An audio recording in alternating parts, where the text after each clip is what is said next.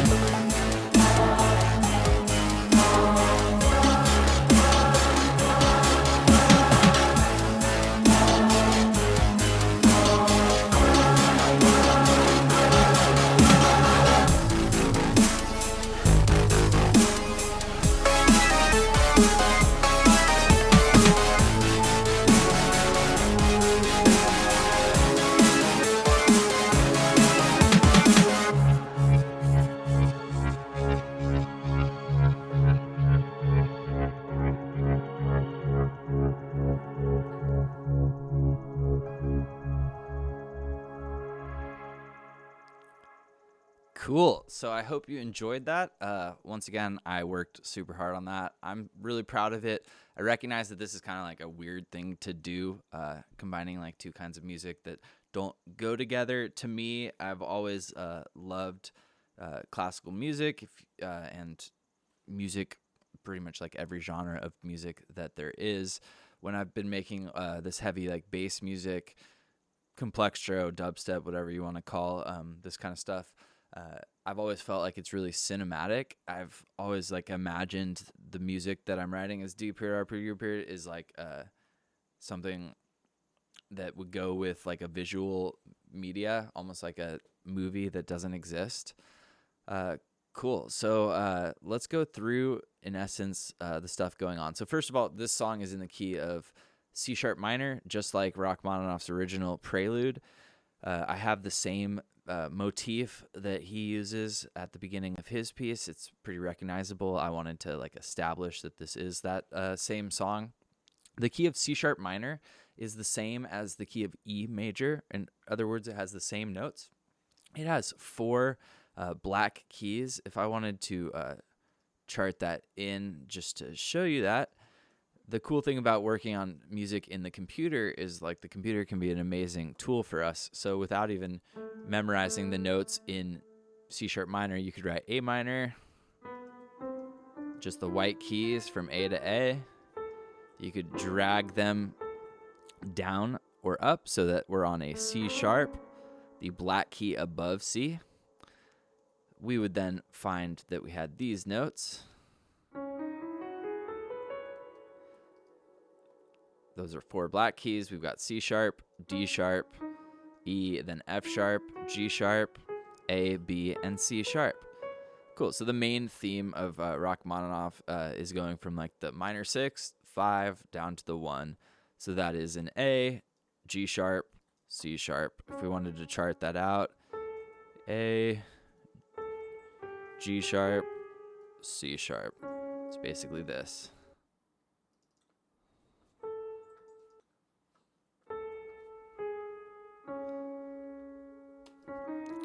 Slower rhythm. Cool. So pretty much everything in this song that I did kind of like originates musically with what's going on in that prelude in C sharp minor. So a lot of the MIDI is sort of identical to the original score. It's played in here. You could imagine this was quite the project. So the song is basically structured where we hear the main Rachmaninoff theme in the beginning that I just showed you, that A, G sharp, C sharp, then a build-up into kind of like a drop section. I wanted to establish that this is like not classical music pretty quickly. Let's watch all of that. I'll show you the piano.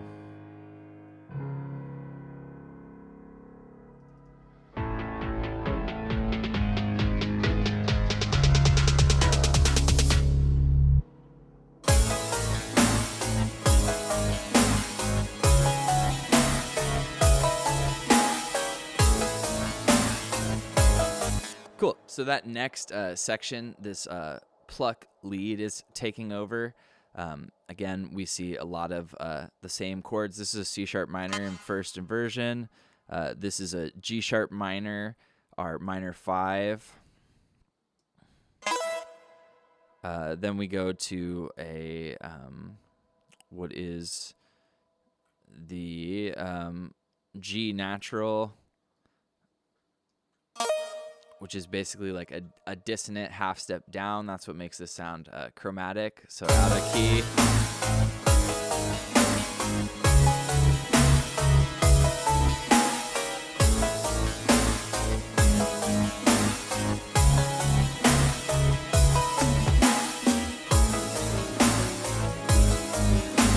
Cool. Then halfway through, 8 measures into that section, we get the horns that are doing this descending line. All these notes are in our key of C sharp minor, aside from this D. So we get some chromatic tones. I got a lot of different notes from people about this song before I, like, in the process of finishing it.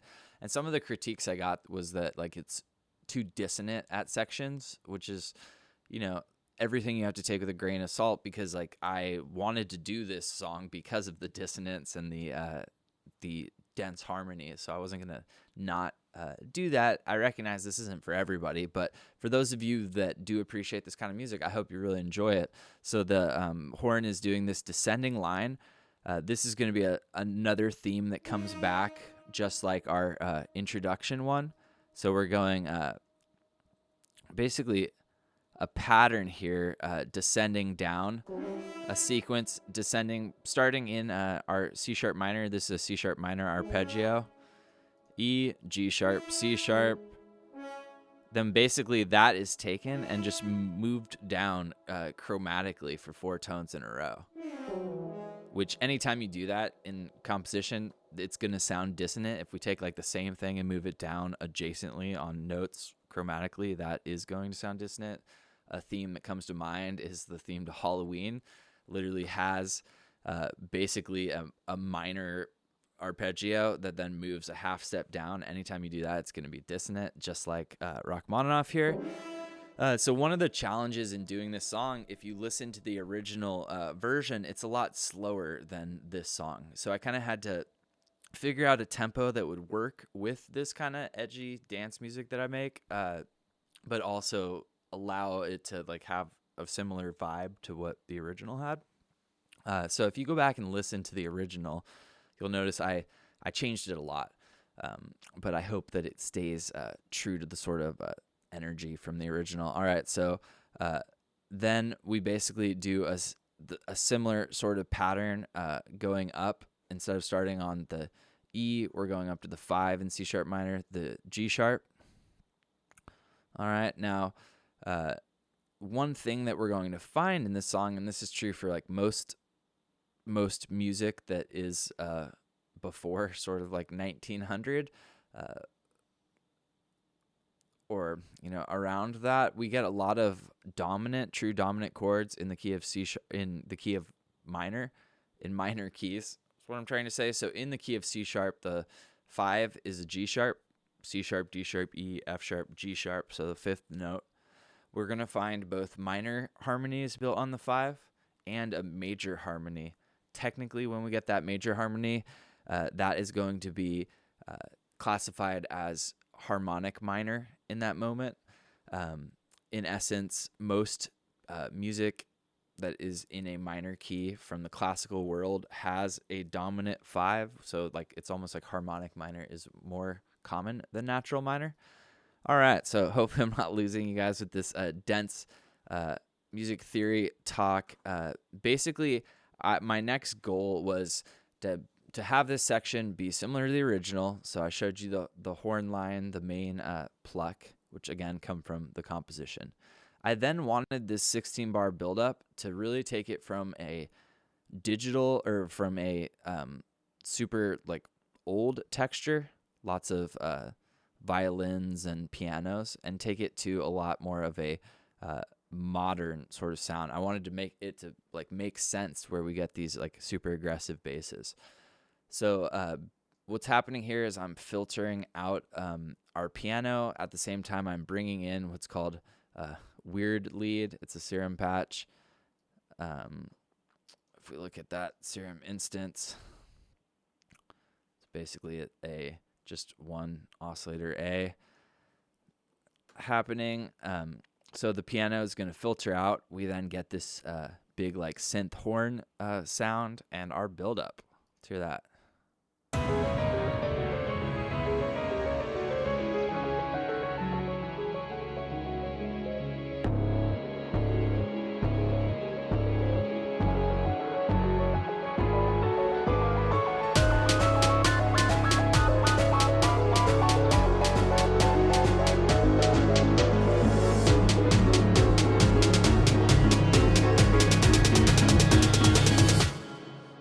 All right, stopping it there. So again, one compositional like word, music theory word we can learn from this track, or I can sort of describe, is sequences. So a sequence, just like in general vocabulary, is a pattern. In music, a sequence is going to be a pattern applied to a scale. We find this in lots and lots of music, both modern music and older music, but I've heard a lot of people describe sort of like classical music as a lot more like mathematical, and part of the reason they might say it's mathematical is that we see a lot of these kind of functions where you can tell visually that this is like the same thing, then move down.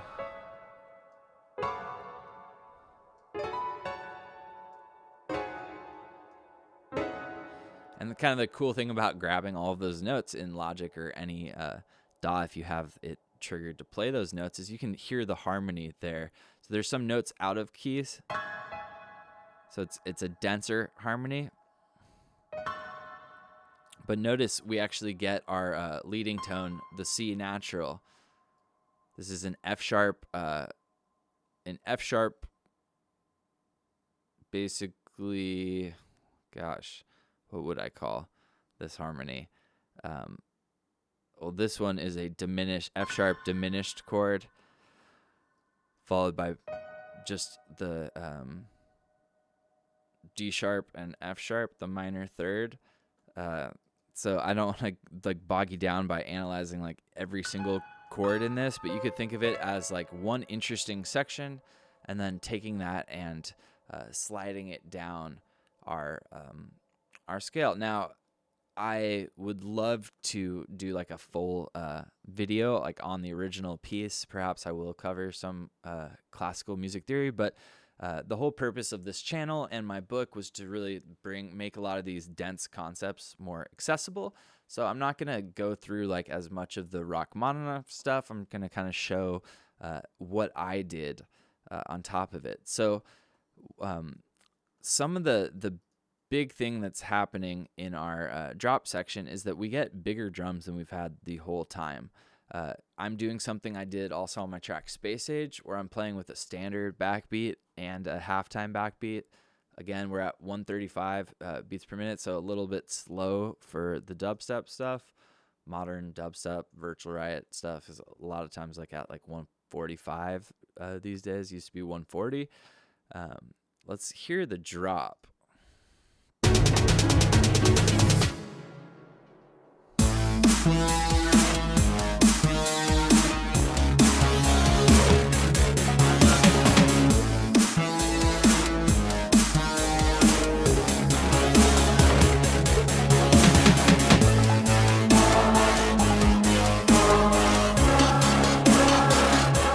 All right, so I'm going to stop it there. So you heard that like halfway through, we get 3 measures of a standard backbeat, and then we get a 1 measure of a halftime backbeat. Then we get 2 measures of standard backbeat. Then we get 2 measures of a halftime backbeat. I've found really like in my music, Space Age is the first track I started doing this. I've really enjoyed like changing where the snare accent is. I feel like it makes for some kind of like cool energy transfer there.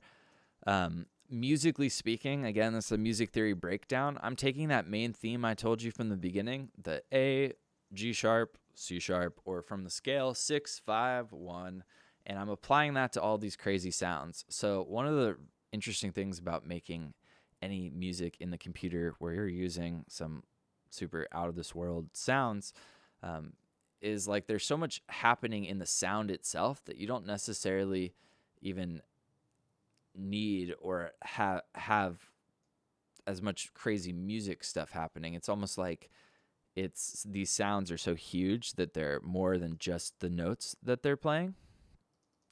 So let's see if we can find the actual patches.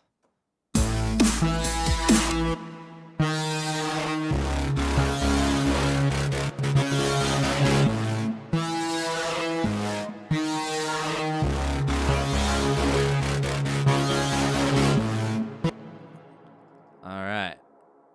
So here's the patch. It's called Han Valen Growl. I was working on a song. It's actually like The Future Is Yours originally. Find that in my music, my releases. That one's on Blanco y Negro. That track has this kind of bass in it, although I adapted it slightly for this song. So some of this is audio, you see. the reason it's audio is a lot of times when you're doing this kind of giant session and you're sound designing, it's really important to like take a synth patch and bounce it to audio so that it's exactly the way that like you heard it in the moment that you liked it.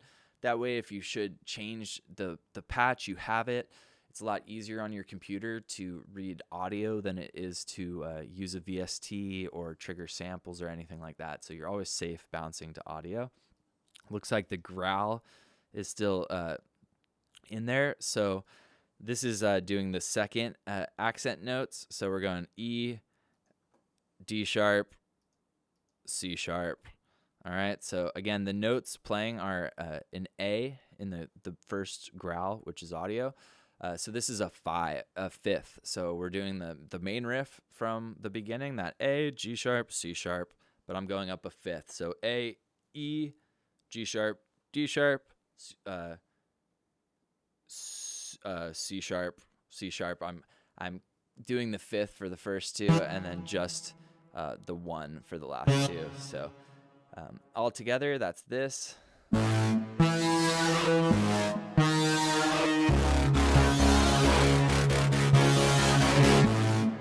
Cool. I really love that synth patch. Let's see if I can figure out what's so crazy about it. The main thing that I also did this on Space Age.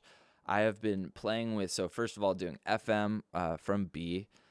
That is something, the FM sound, you get a lot of these crazy harmonics, growls, textures. So that's really common. If you've watched a lot of these tutorials, you probably heard about FM synthesis, stands for frequency modulation. It's made popular by like FM8 in terms of the computer producers and a lot of the biggest artists in the genre I like to make, like say Kill the Noise or Skrillex or Rusko. FM synthesis was an integral part of how they got like the edgy harmonics and the sound design involved. But what I'm doing that I haven't done for a long time is I'm using multiple voices. So on my main throat rumble cymatics oscillator or wavetable, I have 9 different voices, and then I'm using this LFO1 to basically modulate the FM and the wavetable position. That's what's giving it that kind of squeal to it. I really like that. What we are also doing is modulating some really subtle formats and the mix in. That's what's giving this that sort of like background chant sound. There are no vocals in the song, but I really wanted it to make it seem like there were vocals. I guess there are choir sounds, although there are no actual human beings that sing on this track. I'm using, for the choir, my Op6, which is a Korg digital analog sort of synth, really digital, but it's super cool. I enjoy the synth a lot. I've had it for like 4 months now. I've used it in a decent amount of my music. It's really fun to print the audio because, again, you're playing it and it's going to add a little human element to it, and then you can also just have more of like a tactile touch over it. So after we get the 4 bars of the first part of the drop, we then get the choir. It's a lot lower in the mix, and then it really comes in the second half of the drop. Probably noticed it. I'll play it into that choir.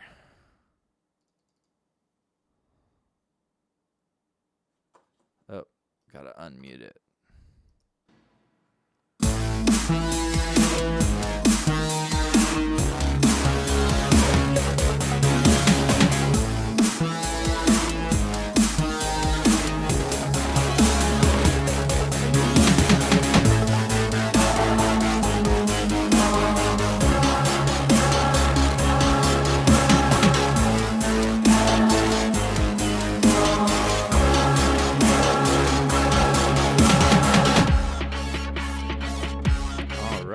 So if you were coming to this video after hearing the track and liking it, first of all, thank you. But second of all, you might notice this is subtly different than the final edit that I did. So earlier in the video, I mentioned this, but I did this. I basically bounced this all to stems. I then did the mix in another session. I then bounced that to submixes and did the final edit. So along the way, I added some subtle changes to the track. I just felt like I wanted to. Again, this was a long process in the making. Rome was not built in one day. So musically, the same stuff is happening. The choirs are basically doing the chords I mentioned. So in the key of C sharp minor, the A chord, the minor 6, is actually a major chord. So A major, and then the G sharp minor is a minor chord, G sharp minor, and then obviously our C sharp is we're in C sharp minor, so that's a C sharp minor chord. That basically gives you most of the information that I used for the track. There you see the actual riff, same thing I showed you in the beginning happening. The sound design, the building of the synths is really what makes this kind of sound. But again, I wanted to take this like incredible piece of music that I've loved for a long time and just translate it, update it a little bit with modern sounds. Like almost imagine that if Rachmaninoff had access to these crazy sounds, instead of just doing like a super as hard as he can octave in the left hand on the piano, which is like as heavy as possible, we're doing that thing in Serum, which makes it even bigger, or I should say. So that really concludes all of the different unique sections. So drop 1 and drop 2 are very different. It's a double drop the second time. I have all of the same musical stuff that's happening, but the sound design changes. We're still playing on that standard backbeat on the 2 and the 4, and the halftime backbeat on the 3. It's the same thing I was talking about I started doing on Space Age. And then finally, we get an outro with the fade out. If there's any questions you have about the actual track or any breakout videos you would like me to do, leave me a comment or shoot me an email. If you aren't familiar with it, I did this music theory textbook, which is aimed to be like a really simple, comprehensive music theory method.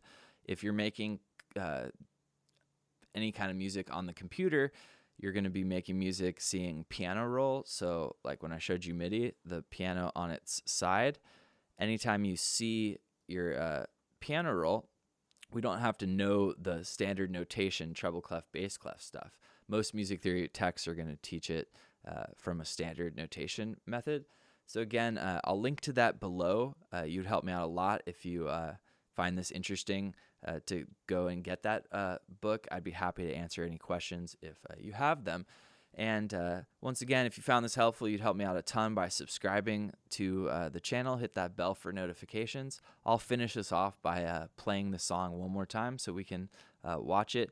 Here it is. This is Rachmaninoff times yours truly, Drew, D.R.U. This is the Prelude in C sharp minor. Here we go.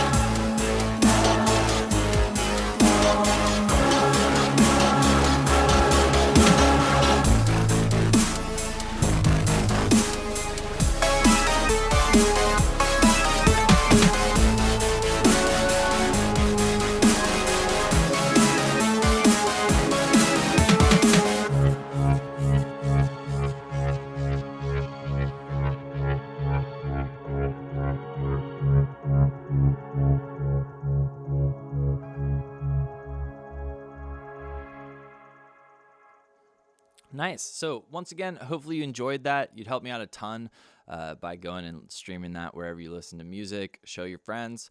Once again, my name is Andrew, also known as D.R.U. You could say it as Drew, or you could learn what it means. It can mean whatever you want to you. I like to say dream, realize, unite. Think it up, make a plan, make it happen. Have a wonderful day. Be kind to your fellow human being. Hopefully that helped you. Never quit making music. Remember, this is all for fun anyway. Music is to be enjoyed. And classical music, Rachmaninoff made some incredible stuff. And despite whether you like that kind of music or not, it definitely translates. We find a lot of chords that can be relevant to our modern music production. So have a wonderful day, and I'll see you next time. Cheers.